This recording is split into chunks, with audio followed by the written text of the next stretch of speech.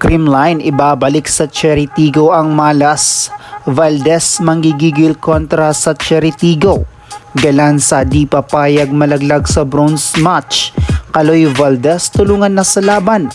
But before that ay huwag mong kalimutan mag-like, share, subscribe, and spike the notification bell para update ka sa hype ganap sa Pinas. Crucial game for Creamline Coal Smasher. In this game, tanging CCS na lang talaga ang malaking chance na makapasok sa finals game, while lagapak na nga ang Cherry sa bronze medal match. If they defeat Creamline in this game, ay magre-relay nga ang CCS sa kung anong maging results sa laban ng CMFT at Petrogas Angels. But if Creamline win the match, ay walang kaabog-abog na sila na talaga ang maunguna for final tickets. Mas magiging pasabog nga ang galawan ni Gemma Galanza in this game dahil gising na nga si Darna de Semis. Nakakapagtala nga ito ng triple-double performance si Galanza sa simula ng semis round at ipinakita nga rito na hindi lamang siya nagpapakitang gilas sa opensa dahil pati na rin sa depensa ay gumawa ito ng malaking sakit ng ulo sa kalaban. Sa last game nga nito kontra sa Petrogas Angels ay si Galanza nga ang naging sandalan ng Creamline sa atake at tanging naging consistent sa game. She tallied 23 points from both CMFT and Petrogas Angels game at hindi nga magiging malabo na kaya rin itong gawin ang ganitong performance laban sa Cheritigo. Well, she's not alone dahil magiging kaagapay nga nito si Tots Carlos who made a big impact sa pagbalik nito sa Creamline.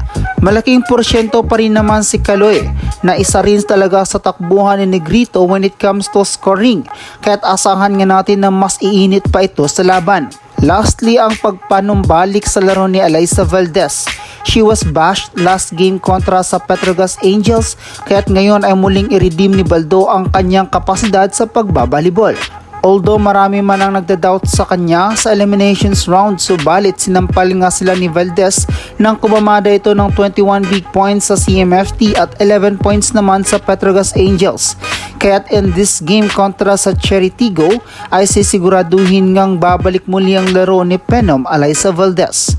Unbothered queen nga ang tawag sa Creamline dahil kahit anong pambabatikos na natanggap nila as a team ay hindi nga ito natitibag dahil alam naman talaga nila what they capable of when it comes to volleyball. Sabi nga nila huwag maliitin ang Creamline dahil siguradong babalik ang kanilang laro lalo na pagdikdikan na ang labanan. Muling maghaharap nga ang Cheritigo Crossovers laban sa Creamline Coal Smasher this Sunday sa oras na 4 p.m. One win away to secure the finals tickets.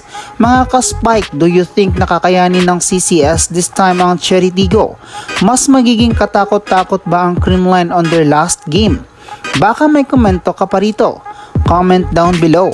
Salamat sa pagtutok mga ka-Spike. Sana nag-enjoy ka at sana hindi ko nasayang oras mo. Kaya don't forget to like and subscribe. Salamat sa suporta.